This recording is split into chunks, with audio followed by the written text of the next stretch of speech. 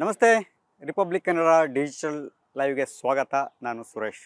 H D. Kumaraswamy ರಾಜ್ಯ ರಾಜಕಾರಣದಲ್ಲಿ ಆಗಿಂದಾಗೆ ಬಾಂಬ್ಗಳನ್ನು ಹಾಕ್ತಾ, ಸ್ಫೋಟಕಗಳ ಸುದ್ದಿಗಳನ್ನು ಸಿಡಿಸ್ತಾ, ಸದಾ ರಾಜಕಾರಣದಲ್ಲಿ ನಾನು ಆ್ಯಕ್ಟಿವ್ ಆಗಿದ್ದೇನೆ ಅಂತ ಹೇಳೇನೆ ಒಂದಷ್ಟು ಸದ್ದು ಮಾಡುವಂಥ ರಾಜಕಾರಣಿಯಲ್ಲಿ ಕುಮಾರಸ್ವಾಮಿ ಭಾಳ ಫೇಮಸ್ಸು.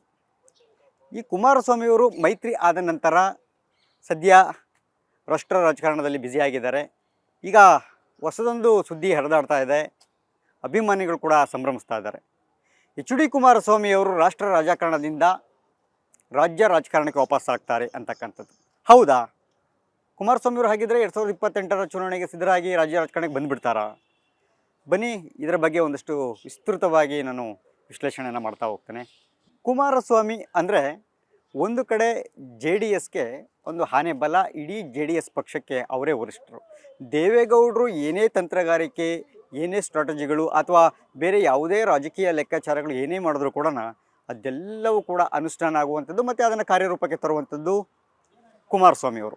ಕಳೆದ ಲೋಕಸಭಾ ಚುನಾವಣೆಯಲ್ಲಿ JDS ಹಾಗೆ BJP ಮೈತ್ರಿ ಸಕ್ಸಸ್ ಆಯಿತು. ಈ ಸಕ್ಸಸ್ನ ಹಿಂದೆ ಸಾಕಷ್ಟು ಲೆಕ್ಕಾಚಾರಗಳಿತ್ತು. ಒಂದು ಕೇಂದ್ರ BJPಯ ನಾಯಕರ ಲೆಕ್ಕಾಚಾರ ಇರತಕ್ಕಂಥದ್ದು, JDSನ್ನು ಹೇಗಾದರೂ ಮಾಡಿ ತಮ್ಮ ತೆಕ್ಕೆ ತೆಗೆದುಕೊಳ್ಬೇಕು, ಅವರನ್ನು ವಿಶ್ವಾಸಕ್ಕೆ ತೆಗೆದುಕೊಳ್ಬೇಕು, ಆ ಮೂಲಕ ಚದುರಿ ಹೋಗುವಂತಹ ಮತಗಳನ್ನು, ಅದರಲ್ಲಿ ಪ್ರಮುಖವಾಗಿ ಹಳೆ ಮೈಸೂರು ಭಾಗದ ಮತಗಳನ್ನು ನಾವು ಎನ್ಕ್ಯಾಶ್ ಮಾಡ್ಕೋಬೇಕು, ಅದನ್ನು ಹೇಗಾದರೂ ಮಾಡಿ NDAಗೆ ಕನ್ವರ್ಟ್ ಮಾಡ್ಕೋಬೇಕು ಅಂತಕ್ಕಂಥ ಒಂದಷ್ಟು ಸ್ಟ್ರಾಂಗ್ ಲೆಕ್ಕಾಚಾರಗಳನ್ನ ಇಟ್ಕೊಂಡು ಹೈಕಮಾಂಡ್ ನಾಯಕರು, NDA ನಾಯಕರು ಪ್ರಯತ್ನವನ್ನು ಮಾಡಿದ್ರು. ಅದು ಕೊನೆಗೆ ಸಕ್ಸಸ್ ಆಯಿತು. ಅದರ ಫಲಿತಾಂಶವೇ ಲೋಕಸಭಾ ಚುನಾವಣೆಯಲ್ಲಿ NDA ಕರ್ನಾಟಕದಲ್ಲಿ ಕೈ ಹಿಡಿದಿದ್ದದು. ಈಗ ಇರ್ತಕ್ಕಂತಹ ಹೊಸ ಲೆಕ್ಕಾಚಾರ ಏನಪ್ಪ ಅಂತಂದರೆ, BJP ಮತ್ತು JDS ಮೈತ್ರಿಯ ನಡುವೆ ಒಂದು ಹೊಸ ಸುದ್ದಿ. ಮತ್ತು ಕುಮಾರಸ್ವಾಮಿಯವರು ರಾಜ್ಯ ರಾಜಕಾರಣಕ್ಕೆ ಬರ್ತಾರೆ ಅಂತಕ್ಕಂಥ ಸುದ್ದಿ ದೊಡ್ಡ ಮಟ್ಟದಲ್ಲಿ ಹರಿದಾಡ್ತಾ ಇದೆ. ಸದ್ಯ ಅದನ್ನು JDSನ ಅಭಿಮಾನಿಗಳು, ಕುಮಾರಸ್ವಾಮಿಯವರ ಅಭಿಮಾನಿಗಳು, ಸಾಕಷ್ಟು ಆಪ್ತರು ಎಲ್ಲರೂ ಕೂಡ ಸಂಭ್ರಮಿಸ್ತಾ ಇದ್ದಾರೆ. ಡ್ಯಾಡಿ ಈಸ್ ಓಮ್ ಅಂತಕ್ಕಂತಹ ಒಂದು ಏನು ಇತ್ತೀಚೆಗೆ ಒಂದು ಕನ್ನಡ ಚಲನಚಿತ್ರದ ಒಂದು ಟೀಸರ್ ರಿಲೀಸ್ ಆಯಿತು. ಆ ಟೀಸರ್ಗೆ ರಿಲೀಸ್ಗೆ ಹೋಲಿಕೆ ಆಗುವಂತಹ ಒಂದಷ್ಟು ಅಂಶಗಳನ್ನು ಉಲ್ಲೇಖಿಸ್ತಾ ಮತ್ತೆ ಕುಮಾರಸ್ವಾಮಿಯವರು ರಾಜ್ಯ ರಾಜಕಾರಣಕ್ಕೆ ಎಂಟ್ರಿ ಆಗ್ತಾರೆ ಅಂತಕ್ಕಂತಹ ಒಂದು ಸುದ್ದಿಯನ್ನು ಮತ್ತೆ ಕೇಳಿಬಿಟ್ಟಿರ್ತಕ್ಕಂಥದ್ದು. ಸದ್ಯ ಇದನ್ನು ಕುಮಾರಸ್ವಾಮಿಯವರು ಯಾವ ರೀತಿಯಾಗಿ ತೆಗೆದುಕೊಳ್ತಾರೋ ಗೊತ್ತಿಲ್ಲ. ಆದರೆ ಕುಮಾರಸ್ವಾಮಿಯವರು ವಾಪಸ್ ಅಂದರೆ ರಾಷ್ಟ್ರ ರಾಜಕಾರಣದಿಂದ ರಾಜ್ಯ ರಾಜಕಾರಣಕ್ಕೆ ಬರುವಂಥದ್ದು ಅವಶ್ಯಕತೆ ಇದೆ ಅಂತಕ್ಕಂಥದ್ದು ಸ್ಟ್ರಾಂಗ್ ಆಗಿ JDSನಲ್ಲಿ ಕೇಳಿಬರ್ತಾ ಇರ್ತಕ್ಕಂಥದ್ದು. ಅದನ್ನು ಸಾಕಷ್ಟು ಜನ ಸಾಕಷ್ಟು ಅಂದರೆ ಈಗಾಗಲೇ ಕುಮಾರಸ್ವಾಮಿಯವರ ಬಳಿಯೂ ಕೂಡ ಒಂದಷ್ಟು ಅವರ ಆಪ್ತ ಹಿತೈಷಿಗಳು ಕೂಡ ಹೇಳ್ಕೊಂಡಿರ್ತಕ್ಕಂಥದ್ದು. ಆ ಸಂಬಂಧಪಟ್ಟಂತೆ ಈಗಾಗಲೇ ಸಾಕಷ್ಟು ಬಾರಿ ಕೂಡ ಮನವಿ ಕೂಡ ಮಾಡ್ಕೊಂಡಿದ್ದಾರೆ ಕುಮಾರಸ್ವಾಮಿಯವ್ರಿಗೆ. ನೋಡಿ, ರಾಜ್ಯದಲ್ಲಿ JDS ಮುಗಿದೇ ಹೋಯಿತು ಅಂತಕ್ಕಂತಹ ಒಂದಷ್ಟು ಚರ್ಚೆಗಳು ದೊಡ್ಡ ಮಟ್ಟದಲ್ಲಿ ಶುರುವಾಗಿದ್ವು. ಇನ್ನೂ ಕೂಡ ಒಂದು ನಿಮಗೊಂದು ಹಳೆಯ ಒಂದು ಘಟನೆಯನ್ನು ನೆನಪಿಸ್ತೇನೆ.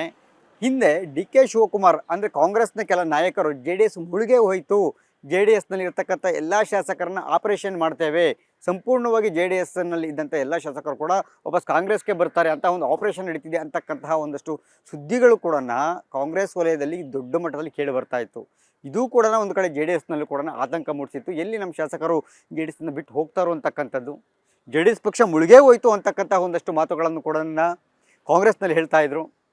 ಇಂತಹ ಸಂದರ್ಭದಲ್ಲಿ ಈಗ ಮತ್ತೆ JDSನ ಕುಮಾರಸ್ವಾಮಿಯವರು ಸಾಕಷ್ಟು ಸೌಂಡು ಮಾಡ್ತಾ ಇದ್ದಾರೆ. ಅದು ಕೂಡ ಇನ್ನೂ 2.5 ವರ್ಷ ಬರುವಂಥ 2028ರ ವಿಧಾನಸಭಾ ಚುನಾವಣೆಗೆ ಸಮಯ ಇದ್ದರೂ ಕೂಡ ಈಗಲಿಂದಲೇ ದೊಡ್ಡ ಮಟ್ಟದಲ್ಲಿ ಸೌಂಡು ಮಾಡ್ತಾ ಇರ್ತಕ್ಕಂಥದ್ದು. ನೋಡಿ, ಕುಮಾರಸ್ವಾಮಿಯವರು ಕಳೆದ 2 ಬಾರಿ ಮುಖ್ಯಮಂತ್ರಿ ಆದಂಥ ಸಂದರ್ಭದಲ್ಲಿ ಕೊಟ್ಟಂಥ ಆಡಳಿತ ಇತ್ತಲ್ಲ, ಅದು ನಿಜಕ್ಕೂ ಕೂಡ ಜನರಿಗೆ ಜನಮಾನಸದಲ್ಲಿ ಹೊಕ್ಕಿ ಹೋಗಿರ್ತಕ್ಕಂತಹ ಸಾಕಷ್ಟು ಉದಾಹರಣೆಗಳು ಇದ್ದಾವೆ. ಈಗಲೂ ಕೂಡ ಕುಮಾರಸ್ವಾಮಿ ಅಂತಂದರೆ ಜನರು ಸಾಕಷ್ಟು ಲಕ್ಷಾಂತರ ಅಭಿಮಾನಿಗಳಿದ್ದಾರೆ, ಕೋಟ್ಯಾಂತರ ಅಭಿಮಾನಿಗಳಿದ್ದಾರೆ, ಮುಗಿಬೀಳ್ತಾರೆ ಎಲ್ಲನ ಹೋದರೂ ಕೂಡ.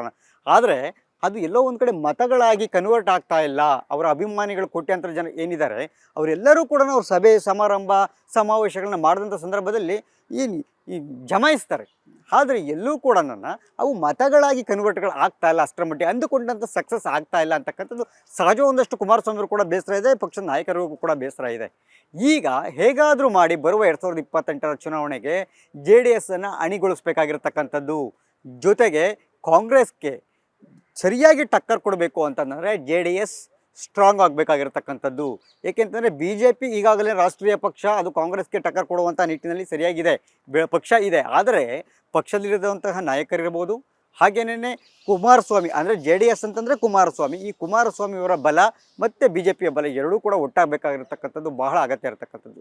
ನೋಡಿ, ಸದ್ಯ ಹಳೆ ಮೈಸೂರು ಭಾಗದಲ್ಲಿ ಜೆ ಡಿ ಎಸ್ಗೆ ಇರತಕ್ಕಂಥ ಪ್ರಾಬಲ್ಯ ಇದೆಲ್ಲ, ಇದು ಇವತ್ತು ಕಾಂಗ್ರೆಸ್ಗೂ ಇಲ್ಲ, ಬಿ ಜೆ ಪಿಗೂ ಇಲ್ಲ. ಇದನ್ನು ರಾಷ್ಟ್ರೀಯ ನಾಯಕರು, ಎನ್ ಡಿ ಎ ನಾಯಕರು ಅದನ್ನು ಎನ್ಕ್ಯಾಶ್ ಮಾಡಿಕೊಂಡ್ರು. ಅದನ್ನು ಕಳೆದ ಲೋಕಸಭಾ ಚುನಾವಣೆಯಲ್ಲೂ ಕೂಡ ಅದನ್ನು ಬಳಸ್ಕೊಂಡ್ರು, ಸಕ್ಸಸ್ ಆದರು.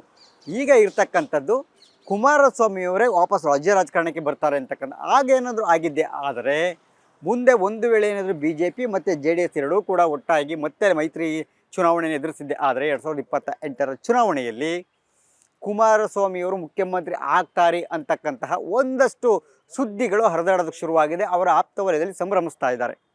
ಅದು ಆ ನಂತರ ಅಂದರೆ ರಾಷ್ಟ್ರೀಯ ಎನ್ ಡಿ ಎ ನಾಯಕರು ಯಾವ ರೀತಿಯ ಒಂದು ನಿರ್ಧಾರವನ್ನು ತೆಗೆದುಕೊಳ್ತಾರೆ ಅಂತಕ್ಕಂಥದ್ದು ಮತ್ತು ಆಗಿನ ಕಾಲದ ಪರಿಸ್ಥಿತಿಯಲ್ಲಿ ಆಗ ಆಗುವಂತಹ ಬದಲಾವಣೆಗಳು, ನಿರ್ಧಾರಗಳು ಆವತ್ತಿನ ದಿನಕ್ಕೆ. ಆದರೆ ಈಗಂತೂ ಕುಮಾರಸ್ವಾಮಿಯವರ ಅಭಿಮಾನಿಗಳಂತೂ ಸಾಕಷ್ಟು ಜನ ಸಂಭ್ರಮಿಸೋಕ್ಕೆ ಶುರು ಮಾಡಿಬಿಟ್ಟಿದ್ದಾರೆ. ಈಗ ಕುಮಾರಸ್ವಾಮಿಯವರು ಕಳೆದ 2 ಬಾರಿ ಕೊಟ್ಟಂಥ ಆಡಳಿತ ಇದೆಯಲ್ಲ ಹಿಂದೆ, ಆ ರಾಜ್ಯ ರಾಜಕಾರಣದಲ್ಲಿ ಮಾಡಿದಂತಹ ಸದ್ದೇನಿದೆ, ಒಂದು ಬಾರಿ 20 ತಿಂಗಳು, ಮತ್ತೊಂದು ಬಾರಿ ಸುಮಾರು 14 ತಿಂಗಳು, ಇದು ಜನಮಾನಸದಲ್ಲಿ ಹೊಕ್ಕಿದೆ. ಸ್ಥಳೀಯವಾಗಿರ್ತಕ್ಕಂಥ ಸಮಸ್ಯೆಗಳು ಏನು ಅಂತಕ್ಕಂಥ ಕುಮಾರಸ್ವಾಮಿಯವರಿಗೆ ಭಾಳ ಚೆನ್ನಾಗಿ ಗೊತ್ತಿರತಕ್ಕಂಥದ್ದು. ಮೂಲಭೂತ ಸಮಸ್ಯೆಗಳು, ಆರೋಗ್ಯ ಸಮಸ್ಯೆಗಳಿರ್ಬೋದು, ಕುಡಿಯೋ ನೀರುವಂತಹ ಸಮಸ್ಯೆಗಳಿರ್ಬೋದು, ರೈತರ ಸಮಸ್ಯೆಗಳು. ನೋಡಿ, ಸಾಲ ಮನ್ನಾ ಮಾಡಿದ್ರು ಕುಮಾರಸ್ವಾಮಿಯವರು ಭಾಳ ಚಾಲೆಂಜಿಗಾಗಿ. ಫೈನಾನ್ಷಿಯಲಿ ದೊಡ್ಡ ಮಟ್ಟದಲ್ಲಿ ಸಮಸ್ಯೆ ಆಗುತ್ತೆ ಖಜಾನೆಗೆ ಅಂತಕ್ಕಂತಹ ಒಂದು ಆರ್ಥಿಕ ಇಲಾಖೆಯ ಅಧಿಕಾರಿಗಳ ಮಾತನ್ನು ಕೂಡ ಲೆಕ್ಕಿಸದೆ ಕುಮಾರಸ್ವಾಮಿಯವರು ಧೈರ್ಯ ಮಾಡಿ ರೈತರ ಸಾಲ ಮನ್ನಾವನ್ನು ಮಾಡ್ತಾರೆ. ಅದು ನಿಜಕ್ಕೂ ಕೂಡ ರೈತರು ಎಷ್ಟೋ ಜನ, ಲಕ್ಷಾಂತರ ಜನ ರೈತರು ಸಮಸ್ಯೆನಲ್ಲಿದ್ದಂಥವ್ರು, ಆರ್ಥಿಕವಾಗಿ ಸಂಕಷ್ಟಕ್ಕೀಡಾದಂಥವ್ರು, ಆತ್ಮಹತ್ಯೆಯ ದಾರಿಯನ್ನೇ ಇಡ್ತಂಥವ್ರು ಕೂಡ ಕುಮಾರಸ್ವಾಮಿಯವರು ಇವತ್ತು ಕೂಡ ಸ್ಮರಿಸ್ತಾ ಇದ್ದಾರೆ. ಸೊ ಹೀಗಾಗಿ ಕುಮಾರಸ್ವಾಮಿಯವರು ರಾಜ್ಯ ರಾಜಕಾರಣಕ್ಕೆ ಬರಬೇಕು ಅಂತಕ್ಕಂಥ ಒಂದಷ್ಟು ನಿರೀಕ್ಷೆಗಳು ದೊಡ್ಡ ಮಟ್ಟದಲ್ಲಿ ಇದೆ. ಆದರೆ ಕುಮಾರಸ್ವಾಮಿಯವರು ಯಾವ ತೀರ್ಮಾನವನ್ನು ತೆಗೆದುಕೊಳ್ತಾರೆ ಅಂತಕ್ಕಂಥದ್ದನ್ನು ಮಾತ್ರ ಸದ್ಯ ಯಾರು ಕೂಡ ಊಹಿಸೋದಕ್ಕಾಗ್ತಿಲ್ಲ. ಆದರೆ ಒಂದಷ್ಟು ಸುಳಿವುಗಳು ಮಾತ್ರ ಭಾಳ ಸ್ಪಷ್ಟವಾಗಿ ಗೊತ್ತಾಗ್ತಾ ಹೋಗ್ತದೆ. ಬಳ್ಳಾರಿಯ ರಾಜಕಾರಣ ಬಂತು, ಬಳ್ಳಾರಿಯಲ್ಲಿ ಫೈರಿಂಗ್. ಸೊ ಅಂಥರ ಸಂದರ್ಭದಲ್ಲಿಯೂ ಕೂಡ ಕುಮಾರಸ್ವಾಮಿಯವರು ಬಂದು ಧ್ವನಿ ಎತ್ತುತ್ತಾರೆ.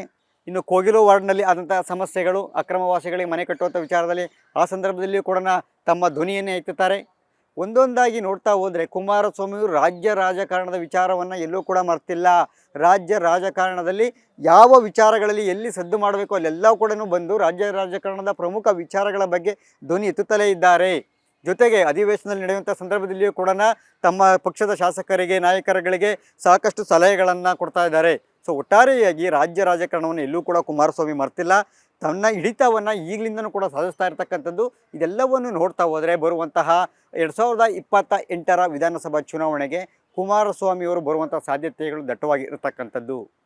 ನೋಡೋಣ ಮುಂದೆ ಎಚ್ ಡಿ ಕುಮಾರಸ್ವಾಮಿಯವರು ರಾಜ್ಯ ರಾಜಕಾರಣಕ್ಕೆ ಬಂದೇ ಬಿಡ್ತಾರಾ? ಹಾಗೇನಾದರೂ ಬಂದಿದೆ ಆದರೆ ಬಿ ಜೆ ಪಿ ನಾಯಕರ ನಿಲುವು ಏನಾಗುತ್ತೆ? ಬಿ ಜೆ ಪಿಯ ನಾಯಕರು ಅದನ್ನು ಎಷ್ಟರ ಮಟ್ಟಿಗೆ ಅದನ್ನು ಸ್ವಾಗತ ಮಾಡ್ತಾರೆ? ಹಾಗೆಯೇ ಜೆ ಡಿ ಎಸ್ನಲ್ಲಿ ಆಗುವಂತಹ ಬದಲಾವಣೆಗಳು ಏನೆಲ್ಲ ಆಗ್ಬೋದು? ಒಂದು ವೇಳೆ ಕುಮಾರಸ್ವಾಮಿಯವರು ಏನಾದರೂ ರಾಜ್ಯ ರಾಜಕಾರಣಕ್ಕೆ ಬರುವಂಥದ್ದು ಖಚಿತ ಆಗಿದ್ದೆ ಆದರೆ ಖಂಡಿತವಾಗಲೂ ಕೂಡ ಮತ್ತಷ್ಟು ಏನು ಎನ್ ಡಿ ಎಗೆ ಮತ್ತಷ್ಟು ಬಲ ಸಿಗುವಂಥದ್ದು ಕೂಡ ಖಂಡಿತವಾಗಲೂ ಕೂಡ ಶತಸಿದ್ಧ. ನೋಡೋಣ ಮುಂದೆ ಯಾವೆಲ್ಲ ಬದಲಾವಣೆಗಳೇ ಆಗುತ್ತೆ ಅನ್ನೋದನ್ನು.